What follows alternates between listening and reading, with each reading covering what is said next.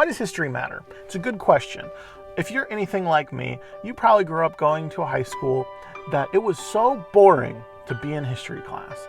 The teacher didn't care at all. He was probably the football coach and was only teaching history because he had to teach history so that he could coach football.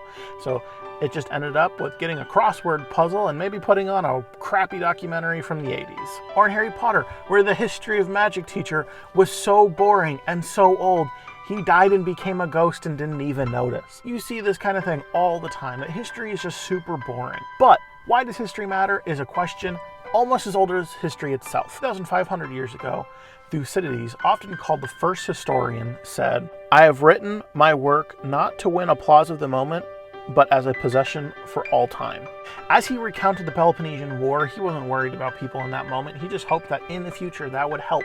Or as modern American philosopher George Santayana said, "Those who cannot learn from history are doomed to repeat it." As knowledge of history is often called a prerequisite of wisdom, we need to remain humble because, as Mark Twain said, history doesn't repeat itself, it only rhymes. Studying history often provides a guide to challenges and changes in our lives, whether it's our personal lives or whether it's a world-changing economic, political, military, or cultural event. For instance, we can learn how to deal with our coworkers, friends, classmates, and others by looking at the Entente of the Cold War stalemate, or by looking at the appeasement strategy of the Allies prior to World War II and Nazi Germany, or even going all the way back to the Macedonians and the Greeks and seeing how their appeasement strategy worked by getting conquered by the Macedonians. A dangerous belief is presentism, in which we believe that this current generation is successful in spite of history and not because of it. Because after all, our wealth, our success is built off of generation. We can also see how history allows for the advancement of science, of economics, of moral questions. It wasn't that long ago that public executions, that cat burnings, or that animal fighting was the norm happening everywhere around the world. Simultaneously, we might see those advancements in science or morals and think that we're different. In actuality, we can really see that human nature doesn't change. We can learn the same from somebody 20 years ago as someone 10,000 years ago. We can learn from King David, Marcus Aurelius, George Washington, or Abraham Lincoln just as easy as it is to learn from Kennedy or Nixon.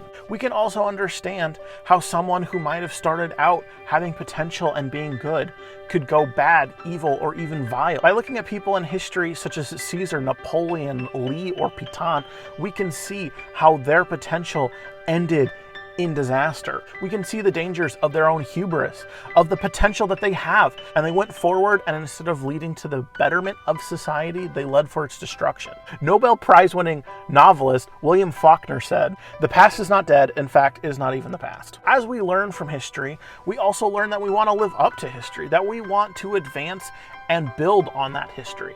Because if we can see and learn and love that past history and see where they succeeded, that gives us incentive to want to try and be better ourselves.